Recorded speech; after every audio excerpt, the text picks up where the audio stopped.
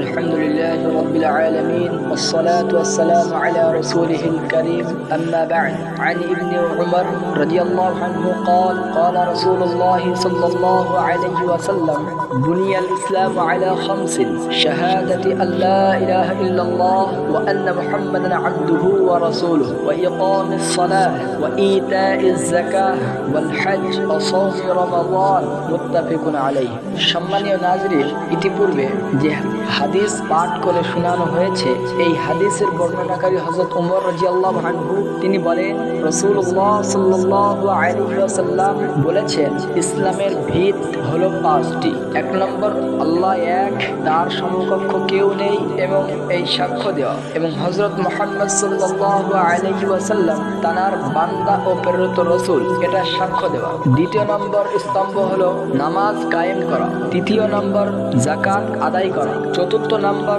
হজ আদায় করা। পঞ্চম নম্বর হলো রমজানের রোজা রাখা। এই হাদিসের মধ্যে আমরা জানতে পেরেছি এই যে ইসলামের মূল ভিত হলো পাঁচটি। এই পাঁচটি নিয়ে আমরা আলোচনা করব ইনশাআল্লাহ। তার মধ্যে প্রথম নম্বর হলো আল্লাহ তাআলা এক, মুহাম্মদ সাল্লাল্লাহু আলাইহি ওয়াসাল্লাম তার বান্দা এবং প্রেরিত রাসূল। দ্বিতীয় নম্বর হলো নামাজ। এই নামাজের আজ আমাদের আলোচ্য বিষয় হলো নামাজ সম্পর্কে। এই নামাজ পড়ার জন্য আমাদের সর্বপ্রথম করণীয় কি? এই নামাজ পড়ার জন্য সর্বপ্রথম আমাদের করণীয় হলো শরীর অপবিত্র থেকে পবিত্র অর্জন করা। এই জন্য আমাকে জানতে হবে সর্বপ্রথম যে শরীর অপবিত্র হওয়ার কারণসমূহ। শরীর অপবিত্র হওয়ার কারণসমূহের মধ্যে এক নম্বর হলো সহবাসের কারণে অথবা হস্তমৈথুনের কারণে যদি বীর্য বাইর হয় সেক্ষেত্রে আমার উপর গোসল করাটা ওয়াজিব হবে, অর্থাৎ গোসল করা ফরজ হবে। নাম্বার দুই স্বপ্নদোষ হলে।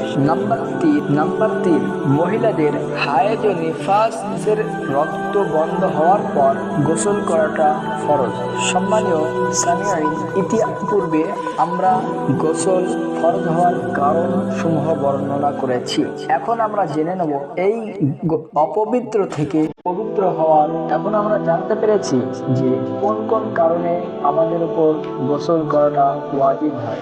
গোসল করা যেহেতু আমরা জানতে পেরেছি কি কি কারণে গোসল ফরজ হয়, এখন আমরা জানবো যে গোসলের মধ্যে কয়টি ফরজ আছে এবং গোসলের মধ্যে কয়টি সুন্নত আছে। এর প্রথম নম্বর হলো গোসলের সর্বপ্রথম আমরা গোসলের ফরজ বিষয়ে আলোচনা করব।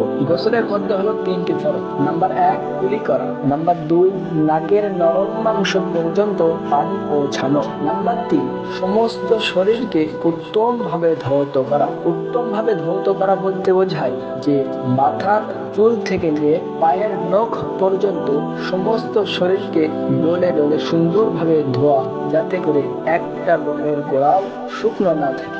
একেই বলা হয় শরীরকে উত্তম ভাবে ধৌত করা। সম্মানীয় সামিঈন, আজকের আমাদের আলোচনা এখানেই ইতি করছি। আমাদের চ্যানেলটি ভালো লাগলে সাবস্ক্রাইব করবেন এবং আমাদের সাথে থাকবেন।